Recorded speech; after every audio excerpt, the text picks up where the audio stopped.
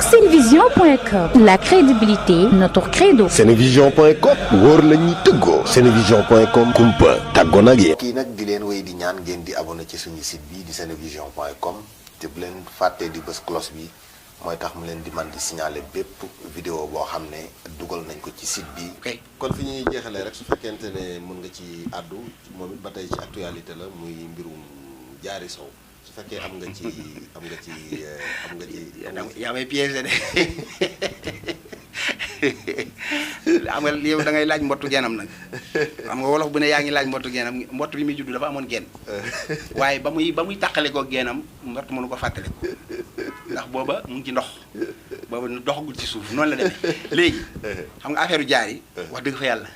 xam naa ki ci ëpp xam-xam ndax moo ko dund muy El Hadj Modou Guèye moom inspection la nekk di fa liggéey Diary Sow élève am la woon pas élève bu mu jàngal laa wax mais ci inspection bi mu ne mooy seen chargé de communication xam na Diary tàmbaleem fii ci lycée technique d'excellence bu Diourbel fa la jàngee ñaari at yam fa nekk meilleur élève yépp foofu la ko defee kon moom xam na ci lépp commencement bu fi mu yem mais Diary xam nga lu ma ci xam li ci nit ñëpp xam ci net bi laa koy gisee rek feeñ na feeñu moo demal boppam demalul boppam mais sama opinion nga ci bëgg a xam tin maanaam pressentiment bi ma ci am njort bi ma ci am mooy Diary fu mu ne moo fa bàyyi boppam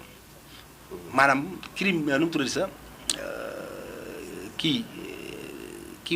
crime moom dañ koy piste criminel bi dañ koy man écarté naa ko man laa wax waaw écarté naa ko maanaam njort bi ma ci am mooy fu mu ne moo fa bàyyi boppam rumeur yi nag bëri nañ ci internet non njort la rek pressentiment du sentiment sax pressentiment la maanaam loo xam ne mënoo gëm ne kon dañ ko jël kii ko pour kidnapper ko wala yóbbu ko comme ni ñuy def jigéen ñi la moo tax mënoo gëm non mënu ma ko gëm mënu ma ko gëm ndax élément enquête yi ñu jot a am ak yeneen ak yeneen yi ñu ci jot a génnee man looloo tax gëwuma ko neew ma nag li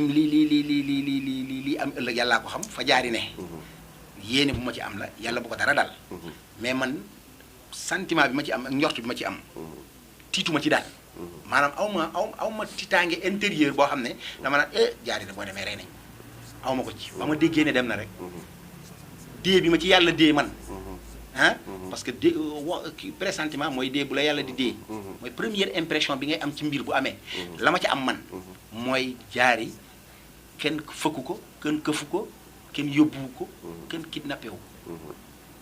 moo demal boppam sa analyse mooy loolu. waaw sama analyse loolu ban conseil nga koy jox aussi di ko jox ay waajuram tamit. non xam nga aussi boo xoolee man ni ma te loolu sax bon du ma ko wax mënu ma ko wax ci média bi mais man gëm naa ne man Diary fam ne moo ko bàyyi boppam coobare moo ko fa bàyyi gëm naa ko man. gëm naa ne kenn yóbbu ko. ok yàlla nag moo xam. mais man loolu laa jàpp ba gis safaan ba. du ma ne nag leneen amut. waaye man pressentiment bi ma am nii loolu la waajuram. ni ma gisee ñu koy comporté woo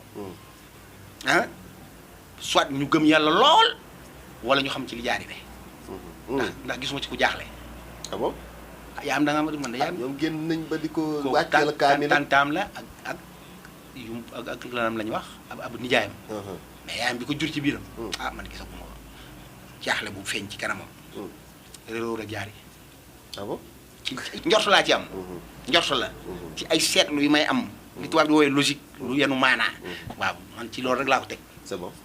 ñu ngi lay gërëm jaajëf ak senevision.com, la crédibilité notre credo. senevision.com wóor la ñuy tëggoo. senevision.com kumpa tàggoo nag yéen. kii nag di leen wéy di ñaan ngeen di abonné ci suñu site bi di senevision.com te bu leen fàttee di bës cloche bi mooy tax mu leen di man di signaler bépp vidéo boo xam ne dugal nañ ko ci site bi